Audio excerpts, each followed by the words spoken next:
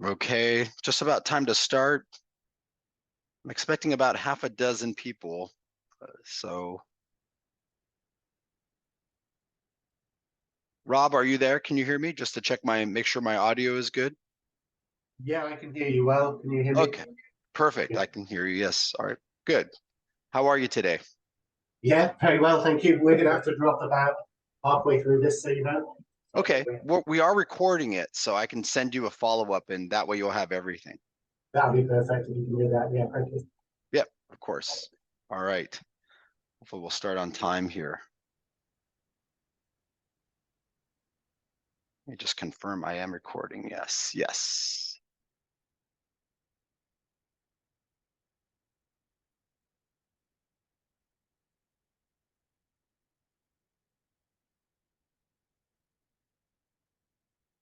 Yes. Okay, good. It is recording. All right. Well, I'm going to go ahead and start just a tad early, just because most of it just introductions.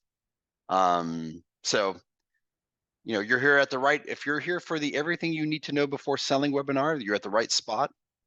Um, so what are the objectives today?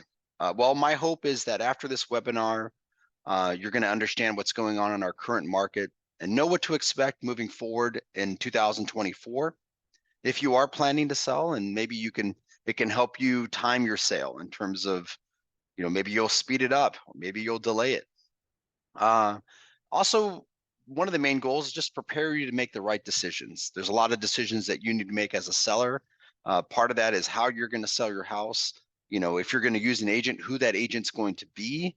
And then on top of that, become a smarter home seller. So you understand things like commissions, things like capital gains, all these things that could impact the outcome of your sale. And you want to get these things, know these things up front, right? So you understand at the end of the day what you're going to be walking away with. So if it's the right time for you to sell, because maybe you're motivated to be buying a property somewhere else and you have to understand what the cost of that property is, you've got all your ducks in a row, and there shouldn't be any surprises at the end of the transaction, right? So really the goal here is to make sure that you don't make any mistakes. All right, a little bit about me. I've been doing real estate here in the Valley for about 20 years. Sold, I'm guessing, somewhere around 600 homes. I've done some development. I've built 2 homes, worked on a lot of remodeling in terms of kitchens and baths and landscaping. I've managed rental properties. And over the course of 20 years, I've had a lot of headaches in regards to real estate, and still learning as the landscape is always changing, and always happy to advise and help anyone who has any real estate questions. So today, the format of this webinar is really just to answer questions. And these are the questions that we're going to go through. Is it a good time to sell? We're going to go over the selling process. We're going to understand how capital gains work, and a really basic or crude example on how to calculate them. Talk about commissions, selling costs, things like inspections, real estate agents, all that stuff. So we're going to go over a lot of stuff today. It's going to be a little bit fast, but it's really designed to give you a good understanding or intro to all these details. And then, of course, you're welcome to follow up with me anytime. Is this a good time to sell? Well, it really depends. And the question, a lot of these questions is it depends. It really depends on your situation, whether or not you need to sell now or you can delay it. But currently, our market is actually doing better than it's been in, I would say, over a year. Um, Rates have recently dropped in the last 2 weeks. They've dropped about 0.5%. So that's encouraged to some buyers to get into the market. On top of that, if you've been following the stock market is at all-time highs or close to all-time highs. And of course, our area depends a lot on how the stock market is doing, since a lot of the buyers, their home approvals and their net worths are tied to tech stocks. So that's a big factor when you're determining whether or not the market is good. And in this time of year, there's not a lot of homes for sale. So generally, what that means to any home seller is there's just not a lot of competition out there for your home. So usually your home will be better received in a time when there's not a lot of competition versus say the spring where there typically is a lot of homes, or I should say spring and the summer, right? So the seasonality of the market can really determine whether or not your particular home, if it makes sense to sell it, say in a winter where there's less homes on the market versus maybe summer or spring where there's a lot of competition. And typically at that time of year, some of the better or best properties are going to be listed. And then lastly, there's this talk about recession. It's been in the airways for quite a while. Some people are beginning to think it's not going to happen. Things seem to be moving along in terms of our local economy or our domestic economy, but it's still a concern out there. If you ask some people, some experts believe that perhaps we'll see a significant slowdown sometime towards the end of next year. So it's something to just keep an eye on, because it's obviously if there's a recession, that means not a lot of growth, or I should say negative growth, potential job losses across the valley, and overall a really poor sentiment for buyers, and likely perhaps even prices dropping among home values. Okay, so we're going to go over the sell process here. Now, the sell process can be a lot different depending upon how you sell your home. There's a lot of different ways to sell a home these days. You can sell it via a cash offer without even putting your home on the market to investors, all sorts of people who are interested in buying homes. If you're thinking about buying another home, or if you don't already own a home and you need to buy another home, and you want to buy that home before you sell your existing home, there are trade-in programs which basically give you a guaranteed price on your existing home so you can buy your new home, and then you can eventually sell your existing home. And then there's, of course, a quick sale or an as-is sale where you just want to get your home sold. You don't want to go through the hoopla of the traditional selling process, which I'll go over here shortly. And then the full service, or what I consider to be kind of a traditional process, where you go into a home, you make some renovations, some improvements, you do some staging, do some really nice marketing to enhance the feel of your home. And of course, the expectation there is to sell your home for the absolute best price. I do have a video here called the Top 5 Ways to Sell Your Home that go over all these options in detail. So in short, I've broken down the home selling process into 12 steps here. So, some people can make these into maybe 6 or 7 or 8, but I've broken it down into 12, and I'll go ahead and get into each one of these individually. Now, the very first process I have here is interview your agent. It doesn't necessarily have to be your first step in the process, but the reason why I've made it the first step in the process here is because the right agent can really help you navigate this problem of yours, or this major step in your life, this moving of selling your home. So a good agent is going to know all the options that are available out there and really take the time to understand your situation and know your home and know the market. And depending upon your situation and all these factors, an agent will be able to give you some options and see what option potentially would work best for you, or the option that you want to engage in, and then help you through that process or that plan to get your home sold. If an individual is going about this on their own, I can see how it would take a long time for that individual to reach the right conclusions, or to get their home ready, just because there's so many steps. So in order to save you some time, potentially save you some money, you might want to start engaging with real estate agents to help you understand the different ways of selling your home, and also help navigate through all those different steps. Now, the next step, if this is the process that you want to go, if you want to maximize the value of your home when you sell, you're going to engage in some sort of home preparation. And that can consist of repairs and updates. And typically what to expect in terms of repairs, well, there's some mandatory repairs that you have to do as any home seller. You have to make sure that you've got smoke detectors and a carbon monoxide detector in the house. You've got to make sure that your water heater is strapped. Those are the 2 mandatory. Beyond that, nothing is required. Now, for recommendations in terms of selling a house, my recommendation would be that you repair all leaks or existing leaks in the house, of plumbing, or of course any roof leaks, and you take care of any safety issues. And typically those safety issues deal with electrical. So there could be some substandard electrical wiring or problems.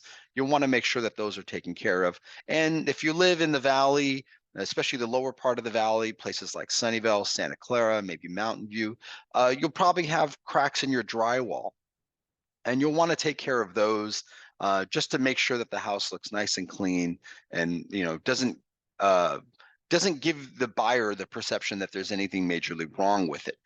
Now, in terms of updates, you'll want to certainly consider doing some painting, potentially flooring and lighting. Those are the three things I think that make a big difference in a house and really help the house to look better. On top of that, you'll want to engage in some nice, or I should say, effective interior and window cleaning, landscape cleanup, perhaps even adding some bark to some of the planter beds. And then maybe you're going to consider to doing some kitchen or bathroom updates. And that's a big maybe, because those tend to be very expensive and time consuming and may require permits. So we'll get into that in a later slide, and we'll talk about the specifics there. Now, inspections. We, in our local market, we typically do the inspections up front. And the reason for that is our local market tends to be a very active market with lots of buyers. So the goal is you want to find the right buyer, the buyer that's not only going to give you the right price, but it's not going to give you any trouble and try to renegotiate or maybe cancel the deal.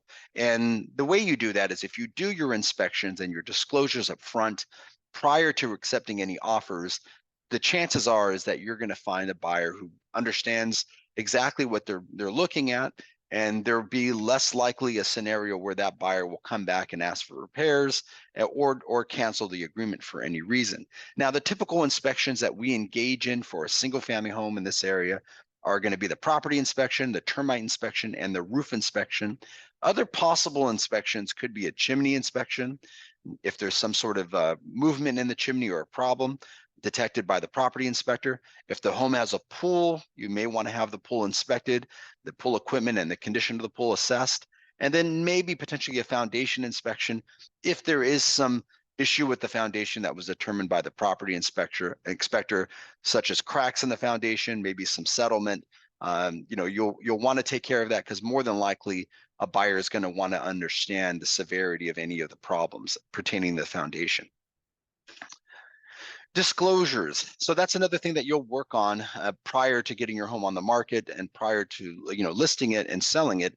And there are some mandatory disclosures that are required in the state of California, and those are things like the transfer disclosure statement, the natural hazard disclosure, and things like that. But in addition to that, there's some other recommended disclosures that your realtors will provide you, and those are designed to really limit the liability of selling your home. So they're more in-depth questions as to, perhaps any improvements that you've done on the home, questions as to the condition of the neighborhood, or any other material details about the home that can adversely impact the value or desirability of the home. So these disclosures are really designed to prepare buyers to understand what potentially could be problems that they may face when buying a home, right? So as a seller, the real goal when you're working on the disclosures is to make sure that they're complete.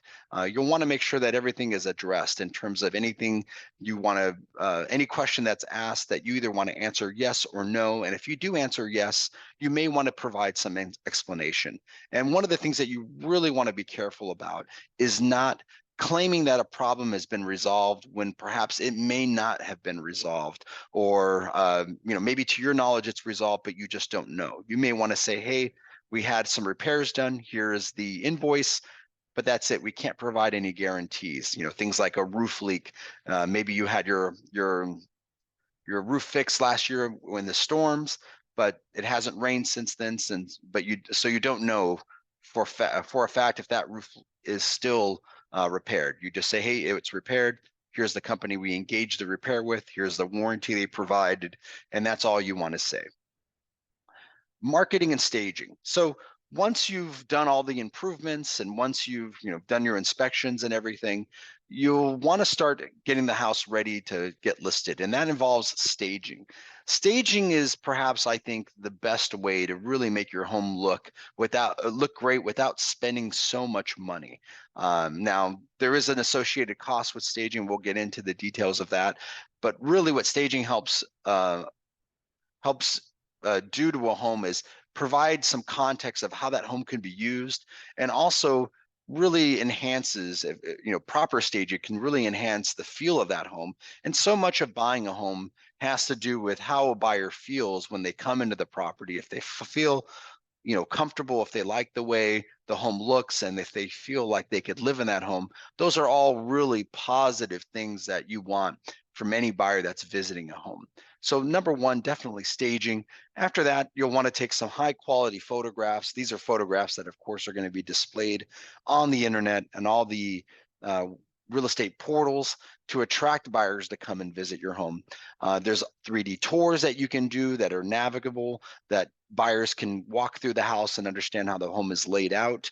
Video tours where you can show unique aspects of the home that maybe are not obvious, things like maybe closet organizers or maybe organizers in the cabinets of your kitchen. There's drone photography. All this stuff can be in a property website where visitors or buyers can access all this information and get all the details of your home. And lastly, a lot of this stuff is going to be disseminated on the major real estate portals. These are sites like Zillow, Realtor.com, Redfin, as well as the MLS. And of course, you could also do some online advertising on YouTube, Google Ads, and Facebook as well, or other social media sites. And then lastly, pricing the home. The reason why this is here is pricing in our market, I believe, has to do a lot more with marketing than setting expectations for price. We typically want to price the homes competitively to attract attention and get multiple offers. And the expectation of a lot of buyers in our market, especially in our market right now, is that the price that's set is kind of the starting price. And if they're really interested and if there's competition, they'll have to overbid that price in order to get the home. Listing. So once we've got all the marketing done, all the photos, the videos, the property website, we want to enter that property onto the MLS. And after entering it on the MLS, we'll set up a broker tour. This is a date where agents are going to come and they can bring their clients, or we can even open it up to the public as well. There'll be links on the MLS to all the marketing, such as the website. There'll be an agent lockbox installed on the home. If it's an occupied home, we could leave that loose, where the occupant can put that out whenever there's a scheduled showing. And of course, we would coordinate all agent requests for showings. Next, open houses. Now, open houses in our market are quite important. The homes that we sell in our current market typically will be on the market for about a week, maybe a week and a half at the most. So it's really important that we make the home accessible to buyers as much as we can in that short period of time. And open houses really allow that to happen.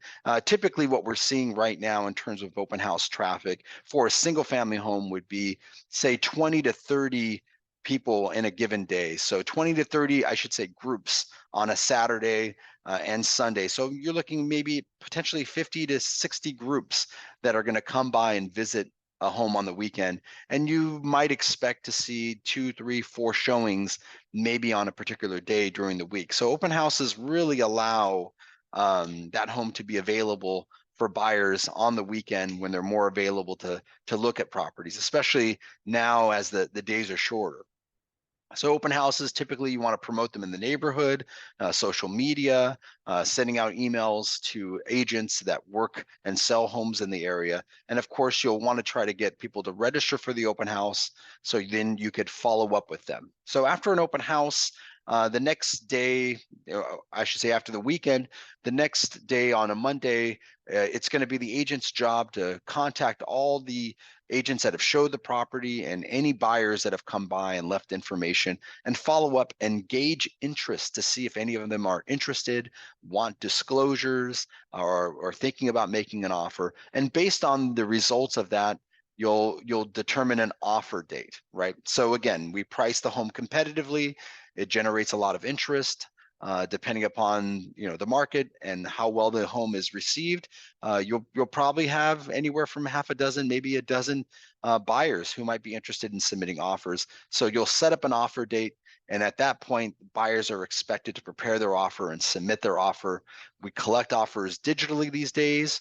I typically review them with my client online, and depending upon the results of the offers, we negotiate and then respond to the buyers and their agents. And at some point, we're going to get to an agreement and accept an offer, and then we're going to open escrow. So escrow in our area typically takes anywhere from about 20 to 30 days. During that period, one of the first things that the buyer is going to do is going to place their earnest money into escrow, and that's 3% of the purchase price will be delivered to escrow. Once that deposit is in, that's usually a strong indication that the deal is very firm. And most of the time, these offers that are being made, they won't have any contingencies to have the property re-inspected or anything like that. So the buyers are usually pretty committed at this point after putting their deposit in. So during the escrow period, this is where the buyers are working on their loan. The seller will there'll be an appraisal scheduled for an appraiser to come out and take a look at the home. But after that, it's really just waiting to make sure everything is moving along, that the buyer's loan has been fully approved at that point, and then providing weekly updates to the seller and eventually coordinating a time for the seller to sign their escrow paperwork.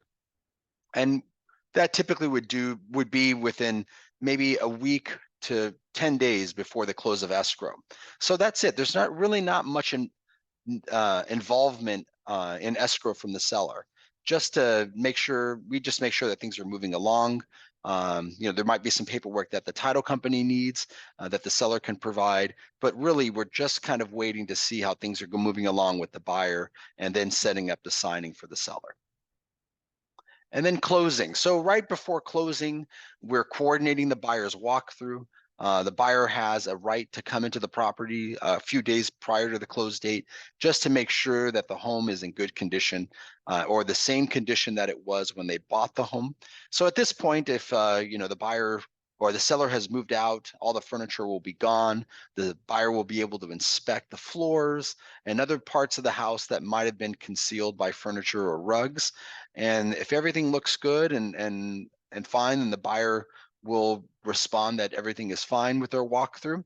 And then it's the job of the loan or the lender to fund the loan, the buyer to bring in the remaining proceeds and sign their paperwork. And then once everything is in the title company in terms of all the monies that are necessary to close escrow and all parties have signed, the deal is closed, right? We'll remind sellers to cancel utilities and insurance. And then we'll coordinate the walkthrough. We'll coordinate the key handoff with the buyer's agent. But there might be one slight exception to this, and that would be if there is an occupancy agreement or a seller rent back. In some cases, the seller may want to stay a little bit longer after the close of escrow. And this is generally something I recommend if the owner is living in the home, just to make sure that the deal goes through. And they may, want to make sure that everything is closed and they've got all their money. And then at that point, they can make preparations to move. And typically rent backs are as long as 30 days, and that's a pretty typical rent back, but they can go as long as 60 days. In many cases in our markets, because they're so active and competitive, we're able to negotiate free rent backs, right? The seller would enter into a free rent back where they can remain there in their home for 30 days as they're clearing it out. And they would just be expected to leave a deposit, and that deposit would vary depending upon the value of the home, but expect to leave a deposit of anywhere from $3,000 to $5,000 typically, and that would be returned assuming that everything is fine with the house when we turn it over back to the buyers. Now, the next question, and I think this is a question that you want to have answered before you engaged in this entire process. As you can see, selling a house could be a pretty lengthy process, but before you get to that point, you'll want to determine whether or not this is it's going to give you the result that you want. And in terms of you're going to be able to clear the proceeds that you want to buy the home that you're going to need to buy or your next home. And one of the factors that many people aren't aware of are capital gains. A lot of times people focus on commissions in terms of costs, but in many cases, capital gains could be a lot more than what the commissions one would pay when they're selling a home. So what is a capital gain? Well, a capital gain on a primary home is different than what the profits you would, or the capital gain you would pay on a different type of investment, such as selling a stock or maybe an investment property, right? So that's one of the things that we need to talk about if this is a personal residence that you've lived in. And typically a personal residence is anyone that's lived in a house 2 of the last 5 years, it would become your principal residence. Now, the reason why that's important is the federal government, the IRS in California, provide an exemption for homeowners. If they're single, it's a $250,000 exemption, or if it's a couple, it's a $500,000 exemption. And this is only for their primary residence. So let's see how that works. So here's an example of how to calculate capital gains. Let's assume that the sale price of the house is 1.5 million. So in order to figure out what the capital gain would be, you need to provide what your basis was, essentially what you paid for the house. Now this can be a little bit complicated because sometimes you buy a home and maybe you bought it with a spouse, but then you got divorced and then you bought that spouse out. So that basis would change. Also, let's say if you had lived in that house for a long time and you had bought it with your spouse and one of your spouse had passed away, well, then the basis gets stepped up. So that would have to be factored. But for the case of this example, we're just going to say that the basis is 100,000. So you add in your closing costs when you purchase the home. We're going to estimate here about 5,000. We're going to add the closing costs of when you sell. We're estimating about 75,000 here. Perhaps during the time that you've owned the home, you've spent about $70,000 in improvements, and it's a married couple. So you've got that $500,000 exemption, and this is their primary residence. So in this case, you're looking at a capital gain of $750,000. Now here's the schedule for the IRS, or the federal capital gains rate. So in this case, let's say it's married filing jointly, and you can see it's a stepped up schedule here. For the first 80,000, there is no capital gain rate or tax. But then beyond that 80,000 up to 500,000, you pay 15%. And then beyond 500,000, you pay 20%, right? So as you can see, if you've owned your home for a long time, it's pretty easy to get over that $500,000 mark. California is a little bit different. It's a much more of a gradual step up. It doesn't start at 0. It starts at 1% for the first 18,000, and it gradually moves up. Once you're above, let's say 500 or 600,000, you're starting to pay around 10%. And then once you're above 700,000, it's about 11. And then above 1.2, you're looking at about 12%, right? In addition to that, there are some additional costs. There's I think a 3% fee that they add if you've made more than $250,000 on a sale, which is the case in many of these. So at the highest levels of capital gains, it's not uncommon to be paying close to 40% in capital gains. Now, in this example of that $750,000 gain, this is what the capital gain would be for the state. It's about $65,000. And here's what it would look like for the federal government. It's about 113,000. So totaling about, I would say about $190,000 in terms of capital gains. So this is, as you can see, commissions might run you $75,000 on the sale of a property. And in this case, capital gains are going to run close to 200,000. So again, this is a crude example. It's not really meant to give you exact numbers, but give you an idea. I do have a video on how to calculate capital gains, but of course, I would encourage you to talk to your tax professional. They can give you much more accurate numbers. And it's certainly a step that if you've owned your home for a long time and you've made a substantial gain on it, it's certainly a step that you want to take before you engage or start to sell your home. Next step is commissions. Now, commissions, they've been making the news lately. I'm not sure if you're aware, but there was a large lawsuit that was settled just about a month ago, might have been a little bit longer, and they had to pertain to buyer agent commissions. So commissions are going to change based on this lawsuit. It's only been about a little over a month, so it's still yet to determine what's going to happen. But the consensus is that commissions will likely start to go down. Now, what is a commission? Well, a commission is what you pay your agent to sell your property, and that agent then also offers a commission to the buyer agent who represents the buyer. Now, typically in this market, because real estate moves so quickly, there are two agents involved in a transaction. There's a listing agent that represents the seller. There's a buyer agent that represents their buyers. So let's get into that. So there's typically one commission, and that commission can be anywhere from, say, 4%, 5%, 6%. It could be anywhere. It's whatever is negotiated, to be honest with you. And typically that commission is split. Your listing agent is going to charge you for their work in terms of what they do for you and any fee or any cost that they incur marketing or selling your property. And then, of course, you offer on the MLS a percentage to the buyer agent that brings in an offer for the home. Right now, the prevailing commission is 2.5%, but that's likely to change at some point due to that ruling, especially when you're talking about Bay Area homes that are typically selling for $1 million, $2 million, $3 million or more. Paying a 2.5% commission on something like that, it gets to be pretty high. So more than likely, and it has yet to be determined yet what's going to happen to that 2.5%, but more than likely, it's likely to drop. And we'll see. We'll probably start to find out more about that next year. But as it is right now, it's still fairly prevalent. Most people are offering 2.5. I think most sellers are worried that if they don't offer 2.5, it may impact the sale of their home, and it's yet to be determined. All right.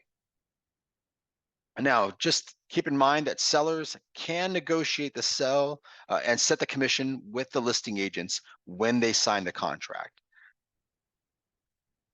Now, examples of different commissions. So I'll go over what we charge and typically how we set our commissions in terms of my group, the Brasil group. Now, we're affiliated with Keller Williams, but that doesn't necessarily mean this is the model that Keller Williams uses. This is specifically to our group. Now, it takes into account the value of the property. So if you're selling a $800,000 condo, you're likely to pay a different commission than if you're selling a $2 million single family home.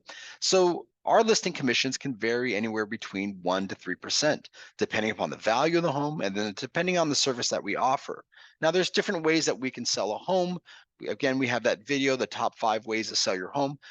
There could be a scenario where you get an instant cash offer. You just want to get that home sold. You're not looking for the highest and best price. You need to get it sold quickly. We can provide you an instant cash offer with no commission.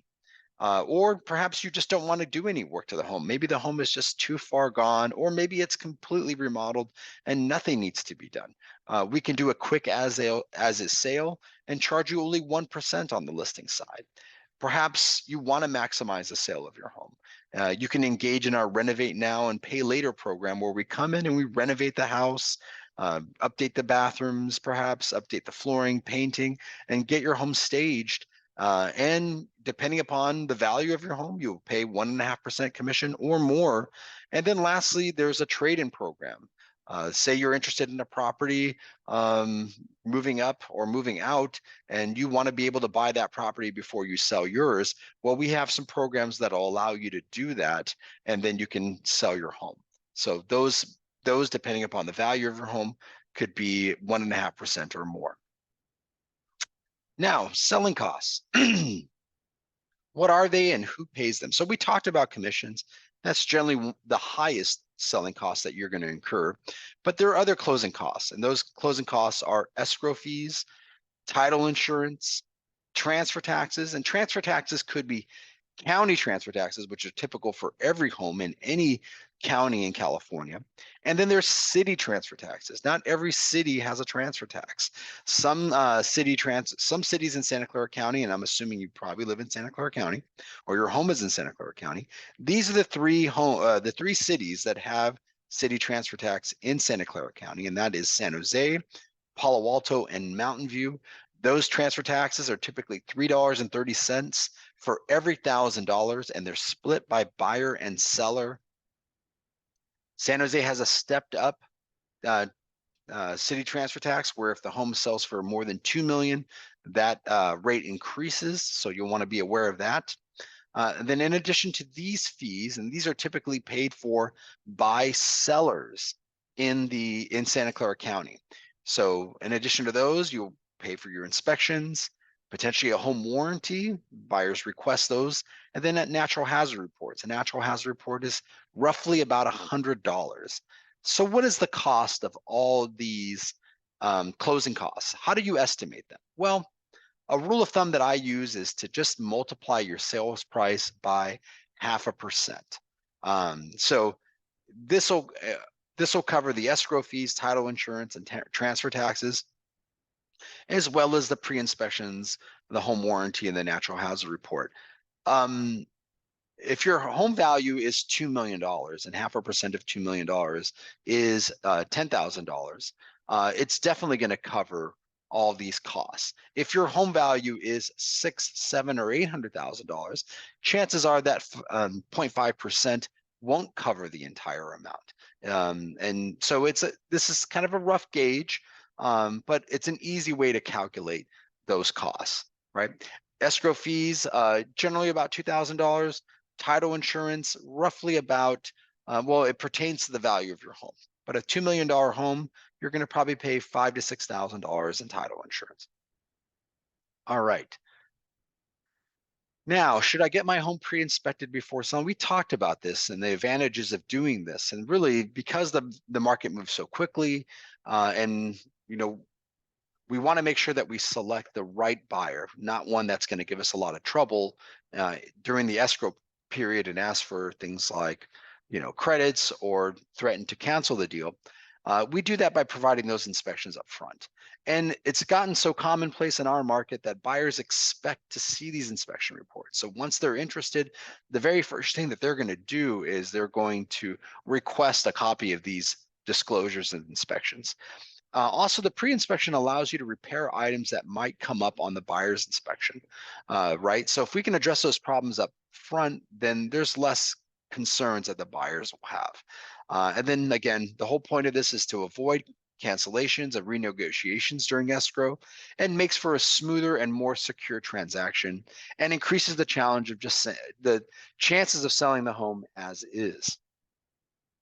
Now, what inspections do we need? General property inspection, termite inspection, roof inspection, but you may need these inspections. And this is typically for single family homes. If you're selling a condo, you're typically just going to need a general property inspection or a termite inspection. Now, how do you choose your real estate agent? Well, there's a lot of different ways that people find out about their agent. They get a referral from their friend. They may go with the neighborhood area or expert. They may use a family member or acquaintance. These days, homeowners are searching online. They're using websites that recommend agents like Zillow, or websites like Zillow, Fast Expert, HomeLight, My Agent Finder, Clever. There's dozens of these websites out there that are trying to pair you together with a real estate agent. And just understand how these websites work is agents pay them to be referred and get that connection over to buyers. So when you sign up on these sites and request to work with an agent, understand that those agents may not be the best agents. They're just agents that are paying these companies so that they'll have the opportunity to meet prospective sellers. Now, important details when you're picking an agent, and I've got a great video that goes over all the important questions that you could ask your listing agent while you're interviewing them. But one of the things I think that's important is just make sure that they know your local market. And by local market, what kind of homes are you selling? Right? And what sort of buyers are looking for these homes, right? What are the known problems in your areas? And how does your home compare to the typical home that is being sold right now in the market? You'll want to request a market analysis and see what homes they select as comparables, and see why. If they really understand your local market, they'll make sure that they select comps that reflect, or they'll give you at least an explanation as to why they selected that particular comparable. You'll want to look at their recent sales history and see if they've sold any homes in that area or similar types of properties. In other words, if you're selling an expensive single family home and the buyer that or the agent that you're working with has typically sold mainly condos and townhomes, uh, they may not know how to prepare your home for sale, and they may not know what kind of problems are typically you know, prevalent in these type of homes. So they may not know how to address these issues or whether to address them. So you'll want to check their sales history and see if their listings have been selling within a reasonable amount of time without any price reductions. And the reason why this is important is, if you meet with 3 different agents, you're going to get 3 different values as to what your home value is. And it's always attractive to select the agent that gives you the highest home value, but you want him to justify how he came to that value, right? You just don't want to pick them because they gave you the highest home value. And the way you can determine whether or not that agent is being forthright with you is you look at their sales record and you see whether or not the homes that they're selling, if they've been able to sell it at the list price or higher, or if in fact those homes have been sitting on the market and having to go through price reductions. Okay, well, again, just confirming what we just talked about on that last slide. If they promise you a high price, higher than other agents, and they don't have the data to support it, you may not want to, get too excited about it. You'll want to look at their sales record, and you'll want to see whether or not, these people know what they're doing. Should you trust online reviews? I wouldn't. I don't think online reviews are accurate in terms of, especially with realtors. You'll notice most realtors have very positive reviews, but that doesn't necessarily mean that they do a great job and they really understand your market and what you need. So I would certainly look at their track record and what they've sold and how they've sold. I think that's a better assessment of whether or not they're capable of selling and doing what they're promising to do. Now, what should you do to get your home ready? So we talked about, a little bit of the basic things, but there's a whole process to determining what you need to do, and that process really depends on the market and depends on your home. So before you spend thousands of dollars, you're fixing up your home, you've got to ask yourself, well, what's the current market value of your home, right? You've got to figure out what the return on investment would be of any improvements. You got to look at your capital gains. So if you're paying high levels of capital gains, if you're up in that 40% bracket and you're spending a lot of money to make more money on the sale of your home, understand that every dollar that you bring in, you're only really going to realize maybe 60 cents, right? And then another important thing is that depending upon the amount of work that you're going to be doing and the amount of time it's going to take, you need to assess the risk in the market. In other words, is the market going to change in the next few months? And markets typically will change when new inventory is coming up. So when we will typically see market shifts happen in late spring and summer when there's more homes on the market. So if you're contemplating doing improvements at that time and your improvements may take several weeks to, if not several months, understand that the market could change during that time, and that could really affect your return on investment on those improvements. And before you engage in any improvements, you really need to know what local buyers are looking for, right? You don't want to just kind of go out and make those improvements based on what you think is valuable. You really want to put those improvements in the mindset, or you want to be in the mindset of those buyers before you decide on any improvements. And another question to ask is if there's any unpermitted additions or foundation problems with the house, because these typically will take precedence over things like painting and flooring and lighting. If these are problems that are affecting the home, you'll want to make sure that these problems are addressed before you spend a lot of money with the expectation of getting a better return on the sale of the home, right? I've got a great video called Should I Fix My House or Sell As Is that goes over that process, helps you understand what to look for, when you're making that decision. Now, here's improvements that add value, and that's flooring, painting, drywall repairs, lighting, changing hardware like door hardware, perhaps lighting hardware, cabinet hardware, thorough effective cleaning that really gets in there and makes sure that the surfaces are clean, and then repairs that address safety issues or major concerns. Now, here's improvements that need more consideration. Those improvements that usually are typically more expensive, and maybe they only affect one part of the house, and that's things like kitchens. Kitchens typically can be very expensive. They'll usually require panel upgrades and require permits.